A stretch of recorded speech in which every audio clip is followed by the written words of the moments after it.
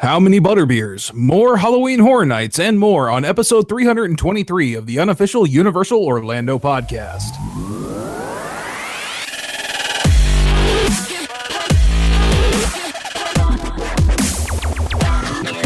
Hey everybody, and welcome to episode 323. I'm your host today, Darren, and joining me, Chris. Howdy ho. Tracy. Hello everyone. And Lee. Hello, everyone. Hey, how's it going, everybody? Good, welcome back. Good. Yes, welcome back. This is the first time in 8 weeks, I believe, we've got the whole crew back together. Wow. And only for a couple weeks. Yeah. Tracy, you're up next. I can arrange that. You haven't missed that many, though, have you? Yeah. No. Actually, it's me again. Because I have been called upon to serve my community in juris duty. Good luck. I remember doing that many years ago. Is it on the Stephen Avery case? Can't say. That would be kind of out of our jurisdiction, but maybe they're just flying us up there. They're like, shh, don't tell anybody. They're not allowed to discuss anything.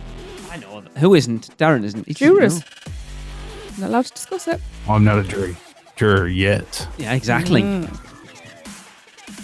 actually, all the speculation might get me out of it. So, hey, let's talk about it some more. Yeah. He's not guilty. Yeah, definitely. Whoever it is, definitely not guilty. All right, well, let's go on to an interesting monumental feat, I would say, from Universal. Universal has sold their 20 millionth Butterbeer. Ooh. I thought that would have happened a long time ago, to be honest. Yeah, I did, actually. Now, is this just regular butterbeer or all the butterbeer types combined? I don't know. Because you would have thought if it was combined, that would have definitely happened earlier. I would have thought. Yeah. But then again, 20 million's a bit of a big number. That is true. That's a lot of sugar. Can you imagine? Darren, how many of you 20 accounted million. for? A lot of them. I would say probably 1.4%, the total number. I thought you were going to say 1.4 million. Yeah. Though lately, I don't know, the last couple of times I haven't gotten one. I just haven't had the taste for it. I'm just I think I thinking might have burnt out on it. Maybe. I don't even think I'm in double figures on it. It doesn't actually say, I'm just on the blog, it doesn't actually say. Yeah, it just says that October 18th, Universal Orlando Resort announced that 20 million Butterbeers have been sold in the Wizarding World of Harry Potter. Well, regardless, it's a big number. And that's from 2010. So just 8 years from when guests took their first sips of Butterbeer when the Wizarding World first opened. You have to remember, that 20 million doesn't sound like a lot, but then you remember you can only get it at one place. True. Mm-hmm. 2 now, and then, kind of 3, but we won't talk about that, right, Lee and Tracy? Yeah, it's rank. Yeah. How much is a Butterbeer nowadays? About $8. Yep. I don't know. Yeah, last time it was like $40 or something. It's like $160 million on Butterbeer alone.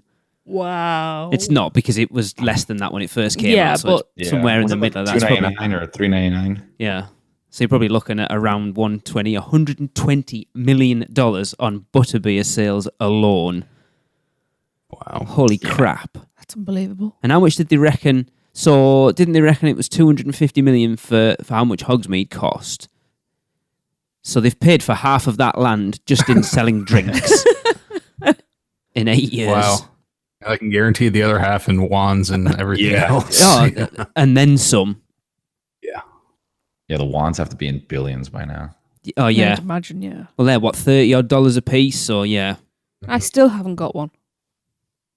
Oh, and cloaks too. I mean, those are, but that's like $100, right? Each one. Yeah. And you see, how many people do you see even in the middle of summer running around with those on? Yeah. Maybe I won't get one of those next year then. A cloak? Yeah, I was thinking about a cloak and a wand. When would you wear it, though? That's the thing. When I'm doing the washing up. Probably. When I'm flicking my wand at All the the dishes, time, wondering why Lee. they're not cleaning All the themselves. I will. Just walk down the street in it. Why Yeah, not? I will. Oh, George, because I'm not in the village, being a bit odd. Not I'd that. walk the dog. Just a good job Jade's not at junior school anymore. You'd be walking at a school in it. I would. Oh, I yeah. used to take her to school with rats up my sleeves. Oh, what's the point? What they need is the invisibility cloak. I'd buy like 10 of those. Why would you need 10, Chris? You Oh, only that's need one, true. surely. I live in different places. I'm very forgetful. Fair enough. Chris rolls with a big crew. You're not going to pull off any major heists with just one. Yeah. I gotta get around. I gotta cover the car. Everything, you know. Yeah. You don't have to be forgetful with the invisibility cloak. You put it in the wrong place and turn around, and you can't put your hands in it again because you can't see it. See, that always gets me. Yeah, you do. How does that work? Like, because if you turn it the wrong way around, you're never going to find it again. Yeah, you just have to know where you left it. For sure. What you do then is you get a cat, because cats will always curl up on piles of fabric. Ah, that's a good Yeah, point. you just see it floating and hovering around. Yeah. Oh, there it is. Oh, it crawls The cat underneath and you never see the cat again. Yeah. Yeah. Oh, man. So. Oh, it'd be easy to hide the Christmas presents, though, wouldn't it? You Yeah. could just have them hidden in plain sight. And then forget that And they're then there what- yourself. Then trip over them. What did I trip over? Indeed. Sorry. Gone off on Yes, one. 20 million Butterbeers, by the way. Yes, yes. Yeah, from Butterbeers to How about cats. that? Yep. But it's crazy 20 though, when million you of think about it, like we've said there, probably $120 million just in Butterbeers alone, and then you've got everything else, all the pumpkin juice and Well, they must have taken about $100 in pumpkin juice by now. the pumpkin That's what he fizz, made it buys and it. then the Wizard's Brew and the Dragon Scale, and plus like all the merch that the Wizarding World has made Universal Orlando an absolute Oh, fortune. Without a doubt. Yeah, But it's and they got amazing. ice cream too. During Yeah. the summer. Yeah, I was gonna say, yeah. Yeah, Love that bathing. Florian Fortescue's is always busy. Mm-hmm. It's very good ice cream. And of course, to recap, there is only one kind of butterbeer that's good, and that's frozen. Hot. Oh, Pumpkin juice. sorry, you spelt that wrong, Darren. It's H-O-T. Ice cream. Hot butterbeer is on sale again too. By the way, No, it's in, Oh, yes. it's in Seth's Little Things. I heard Oh. that. But yeah, well, we'll hear from Seth a little bit later. Sorry, Seth. Yeah. I think it's good enough to repeat twice because hot butterbeer is the Tastes best. like cardboard. Yes. Yeah, I just read about that, so I'm sure you were very happy from over there, and you're just Well, I'm smelling not, it 'cause I coming still over can't the get pond. Yeah. You can smell it coming over the in the winds, right? The, You probably, the trade yeah. winds. My issue Yeah. is thinking about when we're looking to come over next year. Oh. Hot butterbeer will probably not be available when we are there. I will not be Yeah. amused. I demand. Right, well, what you do is you buy a butterbeer on your way out to the park, It's not the same. Mm-hmm. you go back to the hotel, Mm-mm. and you don't Add have some microwaves creamer. and It's not the same. Well, It's not put the it through same. the Keurig. well, what you want to do is partner up with Al Gore and stop global warming, and then maybe it'll be cool enough in October, and then we can have some nice hot butterbeer then. Actually, what he wants to do is realise that hot butterbeer is rank and stop going on about it. Yeah, and Mm-hmm. really half the flavor's the cup. I'm just saying. Look, you're on alcohol next time, so you won't even be bothered about butterbeer. I will, because I'll want a shot of fire whiskey in my hot butterbeer. I was gonna say that's like your whiskey. I can't believe we just talked as long as we have about selling how many butterbeers. Yeah, well, sometimes that happens. 20 million. Woohoo! Congratulations to all the diabetes. Okay, Yes. moving on. Let's go on to that little things from Seth. Hey everyone, this is Seth Kabursky, and I am back with a huge edition of all the little things that are new around the Universal Orlando Resort. Let's start right at the resort entrance, where as of Saturday, October 20th, parking prices have increased. The new rates are $25 for regular self-parking in Universal's parking garages. That's up $3. $30 for recreational vehicles and buses. $40 for prime parking. $50 for a full day of valet. Save $5 if you show up after 6 p.m. And $60 for red carpet valet. One good thing, the discounted and free rates for annual pass holders have remained the same. And the Lowe's hotels have not raised their parking prices yet. Look for that to happen at the beginning of next year. Okay, on our way into the theme parks, we're going to swing by Voodoo Donuts. Now, I mentioned a while back that if you want to order a dozen donuts, you can call them in ahead of time and skip the line. But here's another thing you might not know. There is a dedicated cash register in there only for buying Friars Flyers. That is a specialty pack of a dozen pre-chosen fried donuts. And if that's what you were going to order, you can skip the line entirely without calling in and just go in and pick up one of those at the far left cash register. That register should be open, but it might not always be available, so ask outside before you jump in the line. As we head inside the parks, be aware that early park admission will move from Universal Studios Florida to Islands of Adventure only as of November 4th. In addition, on October 23rd, only Despicable Me and Rip Ride Rocket will be open for early park admission, not Escape from Gringotts. In other Wizarding World news, hot butterbeer is back. Woohoo! As of this weekend, the seasonal warm butterbeer is again being served inside both Diagon Alley and Hogsmeade. Last year, the hot butterbeer stuck around through the early spring. It's probably my favorite version, especially if you slip in a shot of fire whiskey. So be sure to get your cup of hot butterbeer while you can. Shops inside the Wizarding World have also started selling Fantastic Beasts merchandise, including Fantastic Beasts character wands. Unfortunately, these new wands are non-interactive and do not work with the windows around the Wizarding World. And speaking of windows, there's some new signage in the windows of what will soon be Globus Mundi, the travel agency-themed shop inside Diagon Alley.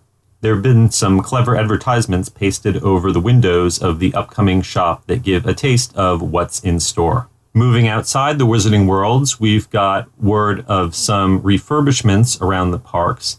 Woody Woodpecker's Nut House coaster over in Kid Zone recently returned from refurbishment. Parts of the track got a fresh coat of paint, and some touch-up work has been done around the queue. No huge changes, but also an indication that the attraction may be sticking around for at least a little while longer. Likewise, over in Marvel Superhero Island, one of the towers on Doctor Doom's Fearfall has received new ride vehicle restraints, which do away with the old seatbelt style restraint that went between riders' legs. The new restraints seem to just be in testing for now, but should eventually be added to the other tower as well. There's a good news, bad news situation over in Seuss Landing. The good news is some great merchandise for the upcoming Grinch movie is starting to show up on store shelves in the park. The bad news is that Honk Honkers, the custom cotton candy shop, has closed its doors. I'm hearing that this is a temporary closure and that they may hopefully be rearranging the interior for some better guest flow. If you're feeling hungry, the mobile express ordering system that I recently mentioned has now also spread to Mel's Drive-In at Universal Studios Florida, as well as Cafe 4 inside Islands of Adventure. I used it the other day to get some onion rings at Mel's, and even though the line for cashiers was all the way out to the door, I got my food in less than 90 seconds. Wow. And finally, stop by Williams Prop Shop in Universal Studios Florida if you are a fan of the Bone Chillin' drink stand. The last I was in there, they had a marquee sign from the stand available for sale, and it's only missing a couple of letters. All right, that's all for now. This is Seth Kabursky from the Unofficial Guides, Touring Plans, Orlando Weekly, and Attractions Magazine. I'll see you again soon with another look at all the little things that are new around the Universal Orlando Resort. Plenty going on. Yeah. So it finally happened. It only took 28 years, but now the price of parking has equaled the price of admission when Universal opened. Oh, really? Yes, $25 is the original cost for a ticket to Universal Studios. Wow. Wow. I wonder what that is with like inflation. That was crazy. Again, you think how many cars... Sort of going back to how much they've made off Butterbeer in the last 8 years, how much they're making off parking on a daily basis. Mm-hmm. For people, it doesn't really cost them anything. They're paying however many team members just to wave you into the parking spaces. It's not that, the cost of that is minimal. It is a bit of a take, really. It's one of them things. As people coming from over here, you just put it down to part of the money that you spend. But it's crazy, in the course of a fortnight's holiday, we can spend over $300 on parking, which I'm is just dumping your car, basically. crazy. Yeah. I think somebody said they matched the prices of Disney now. I saw Disney put theirs up. Was it last week? Aren't they getting ready to start charging at hotels, Disney, as well? Yeah. It's all about nickel and diming. Yeah. That's how it goes. But yeah. I didn't even get to try that cotton candy place. I hope it does open back up. Yeah, me too. No, yeah. That is temporary. I doubt they're closing it because it's always packed. Yeah, Yeah. it's got to be something other than the fact that no one's going in. Well, he said he thinks The it's flow. for the flow, to rearrange it for better flow. Yeah. Because I think Kenneth posted a video on our YouTube channel when it first opened. It doesn't look like a massive place. No, it's actually pretty small. So if it is mega popular, then yeah, I suppose. I don't think they expected it to be as popular as it is. Yeah, it's hard to find sugar in the parks. You don't even like candy floss, do you? Yeah. The popcorn I don't like. I don't think I've ever seen you eat it. Well, it's not it's not like it's something that's available everywhere that we go. You know. Yeah, you don't just make it at home. Come on, Tracy. I'm slacking there. Yeah, you just get the old fan out and just, do the home method. Yeah. Breakfast ready, kids. Yeah. Oh, Jade would love it for breakfast. Yeah, she would. They really missed out not doing a Killer Clown one, like a themed one. Yeah, Oh, I know. Like like a lollipop, like person inside. And then just Like a with gummy cotton bear candy on face. the Yeah. outside. Yeah. That Yeah. was great. I think they just went all in for Stranger Things themed food this year, didn't they? Yeah. Yeah. Which you can't blame them, I suppose. That's true. All right. Well, let's head over to our party correspondent, Chris, for New Year's Eve at Universal. All right. New Year's Eve. Well, Universal Orlando have announced this year's New Year's celebration. Eve at Universal City Walk is a separately ticketed event that includes an unlimited selection of gourmet dishes, access to 6 City Walk clubs with live bands and DJs, featuring DJ M Squared on Who? Orlando's DJ M Squared. You guys don't know about this guy? No. Yeah. He's the squared That's- version of M. DJ Plus a champagne toast at midnight underneath a magnificent display of confetti bursts and pyrotechnics, and is for guests 21 and up. Eve tickets are now on sale and start at the low cost of $109.99.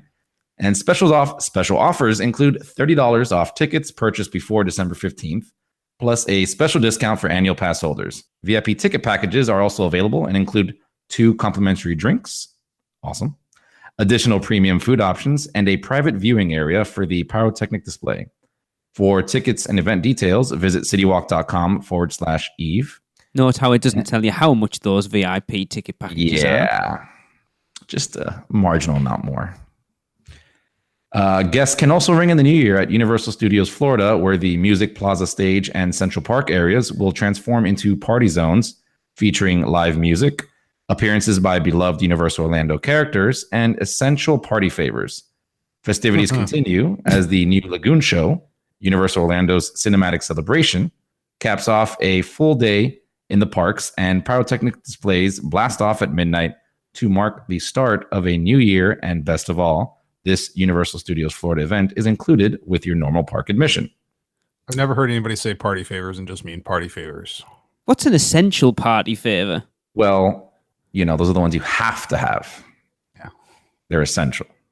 So like my slippers and pajamas. Yes. It means different things to different people, I think. And cotton candy. Yeah. Some people it's And, cotton candy, some people slippers. Yes. Yeah. Universal Orlando's on-site hotels will also offer unique dining options, live entertainment, midnight toasts, balloon drops, and all to mark the new year. Highlights include Hard Rock's Hotel Rockin' 2018 and Jake's Best of 2018 beer dinner at Lowe's Royal Pacific Resort. Approved by Leatherface. Does that not sound up your alley? A beer dinner. Yeah. Keep the food, bring the beer. That's it. A beer dinner. Yeah. For starter, a beer.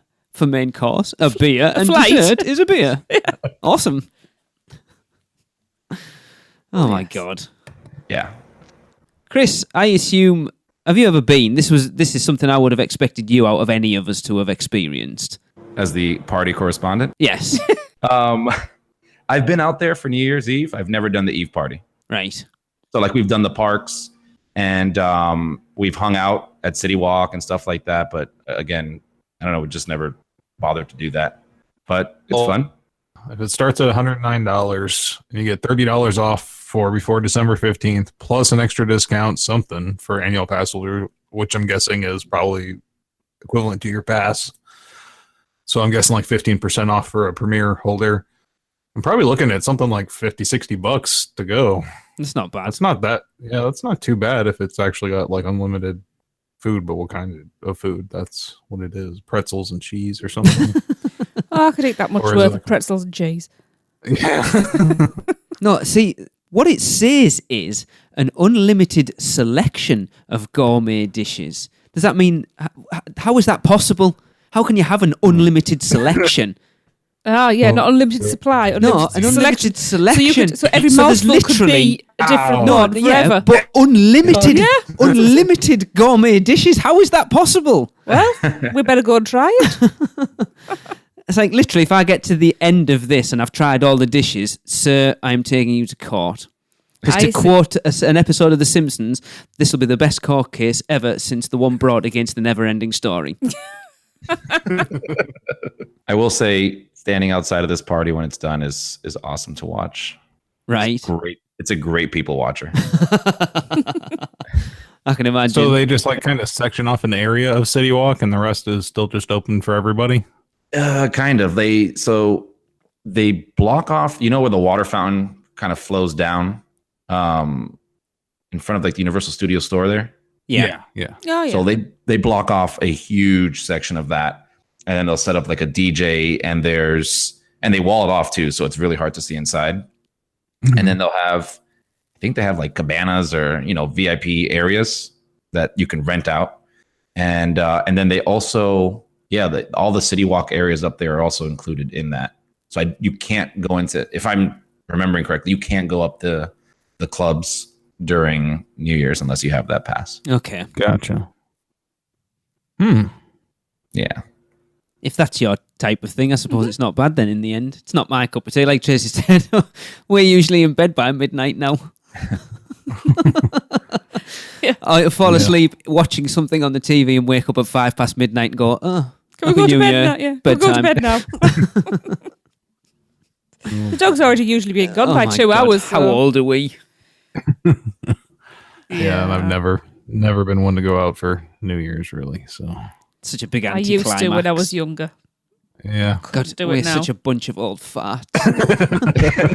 No, I'd like to think My day. we're older and wiser. We're mature, I think's the word. Isn't Boy, it? speak for yourself. That's a dangerous word, mature. Yeah, fair Never. enough. Indeed. Well, let's rejuvenate the show with a little ad from Mouse and Muggle. Have you taken a stroll down Diagon Alley and visited Gringotts Bank, grabbed a butterbeer and the 3 broomsticks after a long day touring Hogwarts Castle? No? Then what are you waiting for? Let our team of experts help make your dream a reality. At Mouse Muggle Travel Company, we specialize in all things Universal Orlando Resort and promise to do our very best to put together a vacation package that fits your needs, wants, and budget. At Universal, there truly is an option for everyone. Or if you're leaning a little more towards pixie dust rather than wands and potions, we specialize in Disney destinations as well. So, if you're ready to get started planning your next family vacation, let Mouse and Muggle Travel Company do all the hard work for you. You have nothing to lose, as our services are free to you. Just visit us at mouseandmuggle.com to fill out a no-obligation quote request, or send an email to info@mouseandmuggle.com. And remember, whether you're a mouse or a muggle, Mouse and Muggle Travel Company can help make your next vacation simply magical. Okay, and we're back. And let's talk a little bit about Halloween Horror Nights adding an extra night. Ooh. in the middle of everything. So. Okay, so due to popular demand, Universal Orlando Resort has added another night to Halloween Horror Nights 28. Tuesday, October 30th, has now become another night for guests to experience the Upside Down or the Carnival Graveyard. That's it, though. Those are the only two houses. Yeah. Staffing, sorry. This will make Halloween Horror Nights 28 the Halloween Horror Night event with the most nights ever. Wasn't it already? I think even more so now. Does that make it 33 nights we're at now, I think? I think so. Darren, is this the first Tuesday night they've done? I'm not willing to say the first ever because I think like when it was Fright Nights, like second or third year, they did like a Monday through Friday thing for it. But it's not very often now that they do Tuesday nights. Yeah, no, it's not a standard thing for sure. So normally like Wednesdays, right? Yeah, I'm guessing Halloween Eve it works out for them, and it's got to come to a point now because obviously, like for us watching it from afar, this year has been crazy. I mean, we've had people sending us pictures on Instagram of stuff stood outside waiting to get in, and it's just a sea of humanity. Yeah, I wouldn't even use the word humanity. Just crazy. It worries me for next year. Like Blumhouse is supposedly most people's least favourite house, and the wait for that's half an hour every night, and everything else is. Wow. Like you look back to 25 when Run was probably a lot of people's least favourite, and that had no wait at all. No. That shows you how busy this year is. Yeah, it's crazy. What do you do? I don't know. It's going to be very interesting because I think a lot of people have been very vocal on the annual pass holder group, which they are normally anyway. Yeah. But you'd like to think that the same amount of people are going to guest services and complaining for how much they're paying per night. But do people actually do that? People like to be safe behind the keyboards. I think a lot of people still fill out those guest surveys on the way out and use those. But, Darren, obviously, you are our Halloween Horror Nights expert. Where do they go? What's the next step to try and alleviate those crowds? Because I think even if they brought Bill and Ted back or a similar show, I still don't think it would make that much of a dent. You're going to have to see the event expand in those kind of ways, though. They are going to need more shows. You saw it at Hollowscream this year, too. Hollowscream, for some reason, cut their number of houses down to 6 houses. I'm guessing SeaWorld struggles and that kind of thing are probably impacting them at this point. But because of that, an event that's usually really dead on Thursdays and Sundays is kind of busy because there's only 6 houses. So the more selection you have, the more it goes. But then you run into another problem, and that is you have to come up with ideas for all these houses. You have to come up with IPs for all these houses. And with Warner Brothers jumping into the mix and doing their own event, they're not going to be so willing to lend out their characters, perhaps maybe to Orlando once the dust settles and everything, but they want people to go to Hollywood and see their event there. Yeah. So you're not going to see Pennywise. You're not going to see, a lot of the Warner Brother things that we thought might come here. So Universal's going to have to get really creative with the IPs that they choose, and really expand on their original lineups. And I think going back to having icons and having icon events and having like street events in each scare zone and everything like that, really expanding the scare zones out is something that they're going to have to do.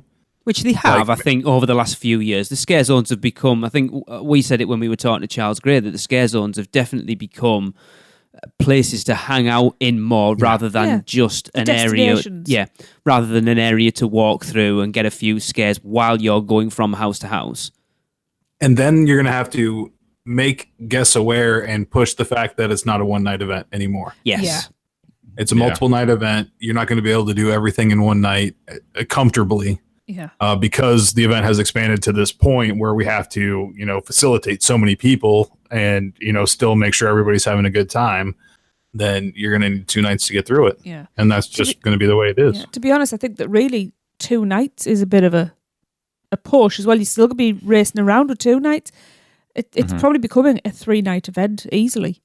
Yeah. And to do it comfortably. Well, we all know that Horror Nights is one of those things that you need to do multiple times anyway, really. Oh, absolutely, even when it was quiet and you were getting through, 1 or 2 houses, once or twice through each house on a night anyway, you still want to go and do it more and more because they've built those houses to really benefit going through multiple times anyway. But now it's getting to the point where people are struggling to get through all the houses in one night, let alone two. But it's also a good reason to go back is like your scare zones.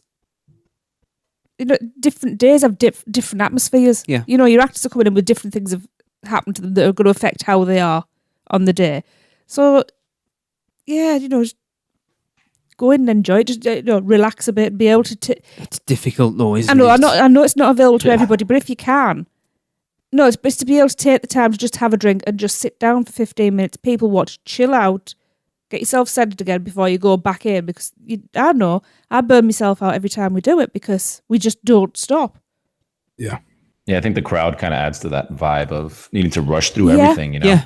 Yeah. It's that money thing. It's the same as anybody coming over to Orlando from the UK. It's bloody expensive. And you're like, we have paid a lot of money and I want to see everything. Yeah. And I think if you're only going to Horror Nights for one night, you've got to go in with that mindset of, do you know what? I'm not going to get to see everything.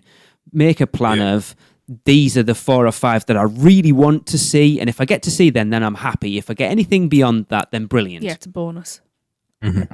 Yeah, I think that saying it, like advertising it more as a 2-night event would set expectations up properly for people coming over, so that when you go in there that one night and you see everything is extremely packed and you can't do everything, you were kind of sold off on this being a 2-night event, not so much a 1-night event because of that.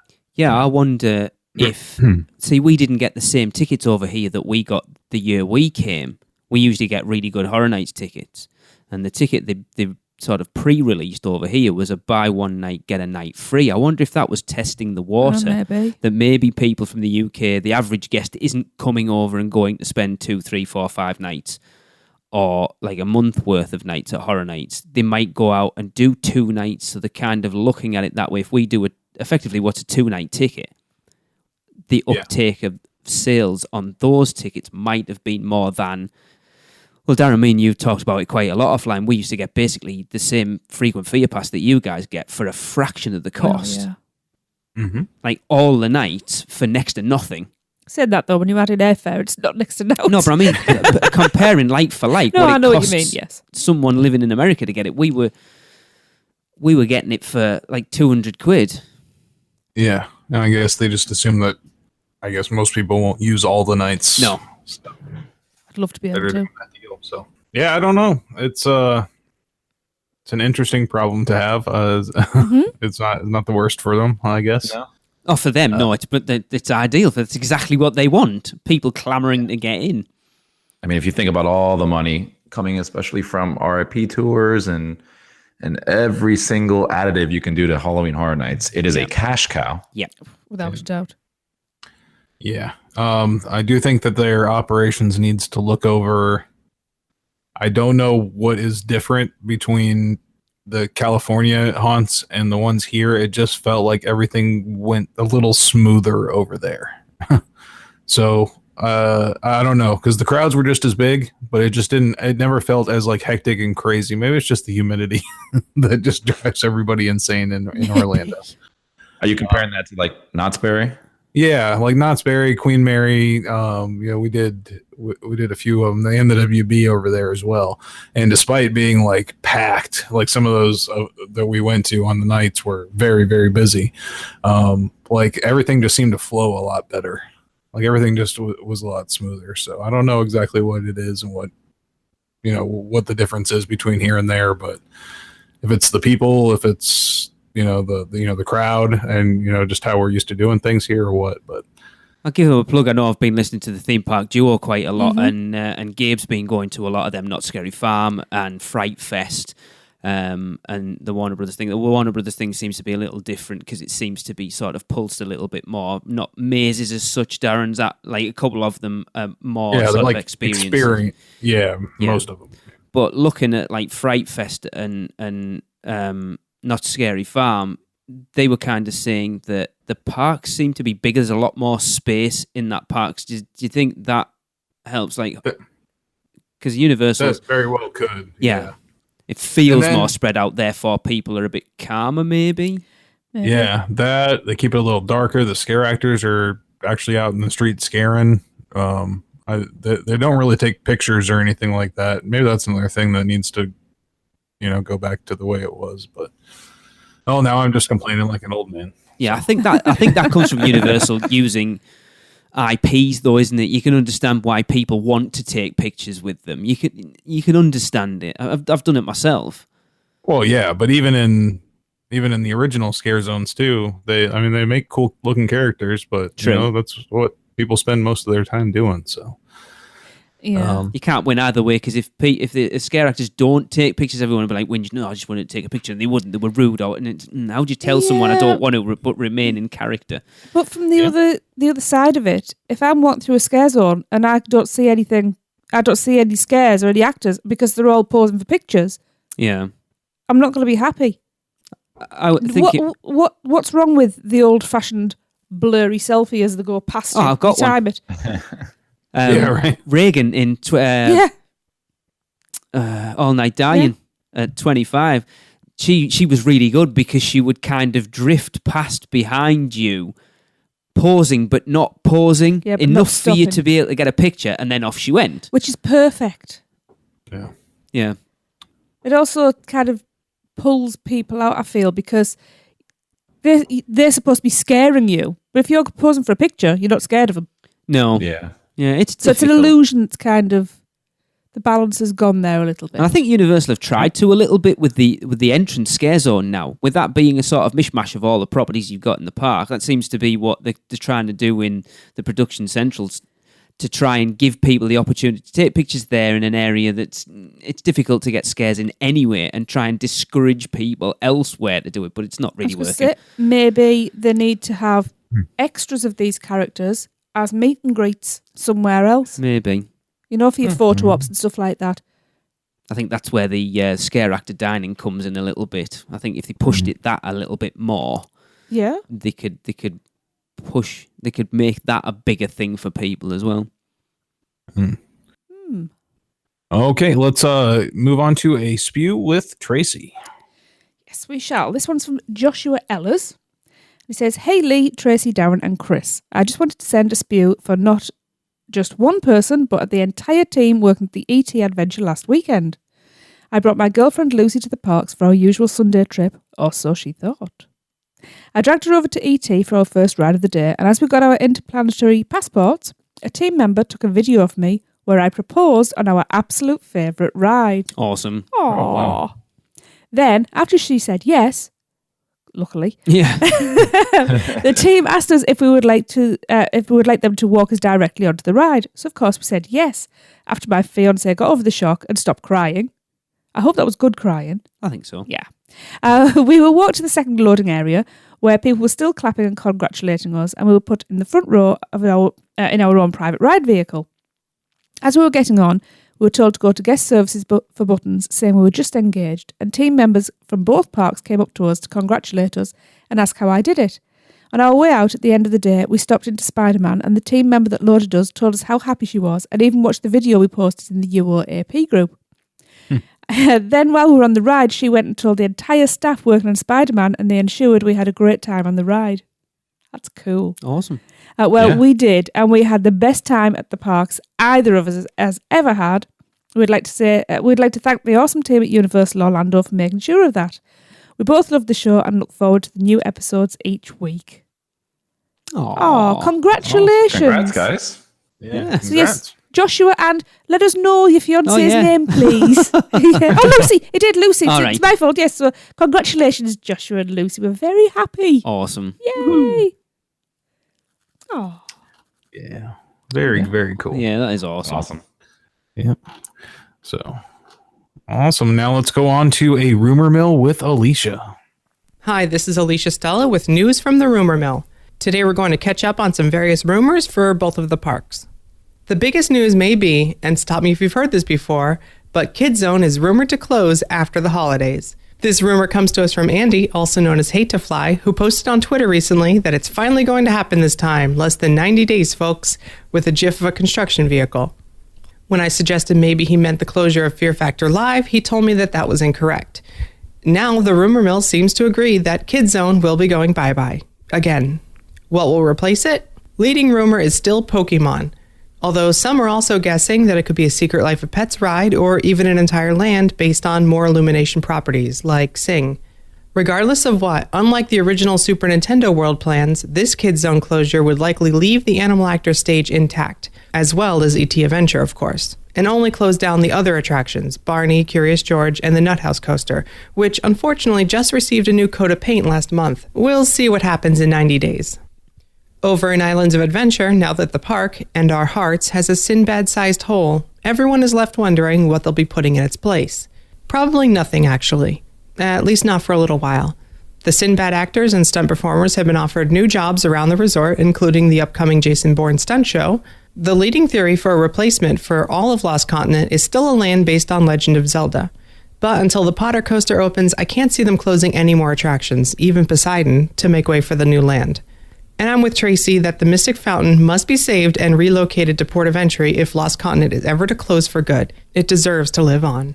While there have been delays rumored for the start of construction of the Jurassic Park coaster, I have heard they may begin testing the Raptor encounter in its new location at the River Adventure Extended Queue. They will test at night to see if the new spot will work out or not, before starting actual construction and moving the games to make way for the relocated experience. Also in Jurassic Park, I heard that they're now counting guests per exhibit inside the Discovery Center, as opposed to keeping a tally of all visitors total. This may signal the beginning of the end for some of the dated exhibits inside, such as You Bet Jurassic or the DNA sequence areas, which feel like they're stuck in the 90s.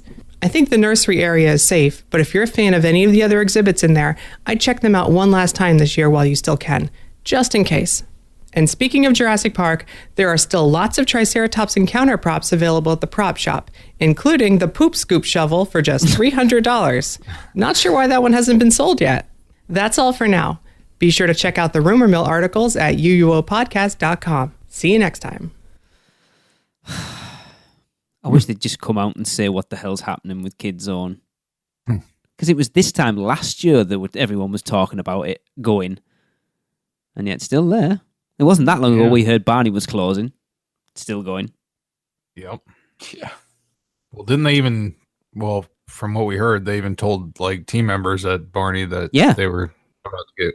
they were going to be done in a couple of shows, and that was almost a year ago. So something's happened behind closed doors. Then I think it's the whole Nintendo thing, trying to figure out what they want to do and how they want to do it.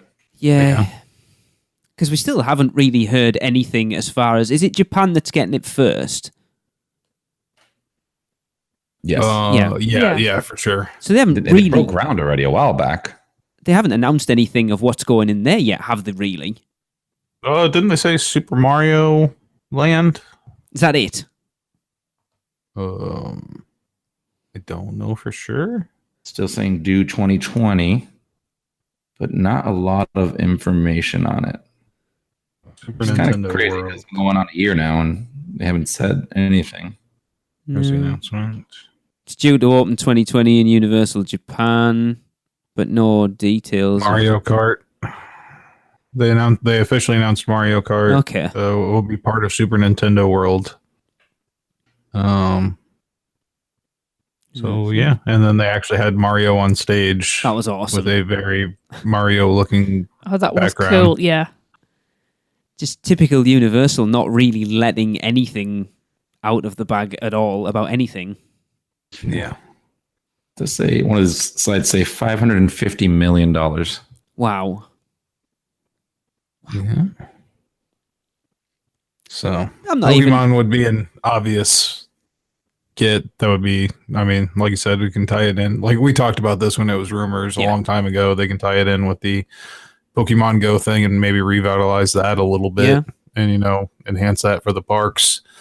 And then, just having attractions based on that and just the continuing like gamification and playability of things in that area, I think would bring a lot of people back, not necessarily just kids. I think you'd see it shift out of being like a kid zone per se, if that was the case. So it's a weird thing, isn't it, when you look at how theme parks still, for all theme parks are inherently for families, as that's the whole point really, that they still have designated kids areas rather than everywhere being for everyone.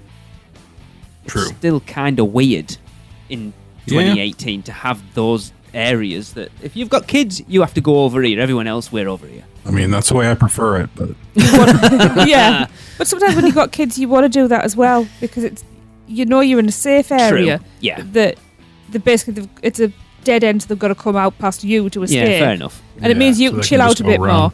Because I know what it's like having a little one and pushing your way through the crowds, and all it takes is one person to push Yeah, that makes sense. the wrong place, and that kid slipped out your hand. So I understand that. Mm. indeed. know. So Yeah. yeah, a lot of interesting things on the horizon. Fingers crossed. Yeah, indeed. But yeah, that's going to do it for this show. So for Lee, Tracy, and Chris, I am Darren, and this has been the unofficial Universal Orlando podcast. Cut, print, that's a wrap for another episode of the unofficial Universal Orlando podcast. Never miss a show by subscribing on Apple Podcasts and leave us a rating and review while you're there. Not an Apple user? You can listen on Stitcher, Spotify, YouTube, iHeartRadio, or your podcatcher of choice. Email us any questions or comments to podcast@uuopodcast.com. Follow us on Facebook, Twitter, Google+, YouTube, Instagram, and Pinterest. Just search UUO Podcast. Keep up with the latest news, rumors, and updates on our blog at uuopodcast.com. Thanks for listening. See you next week.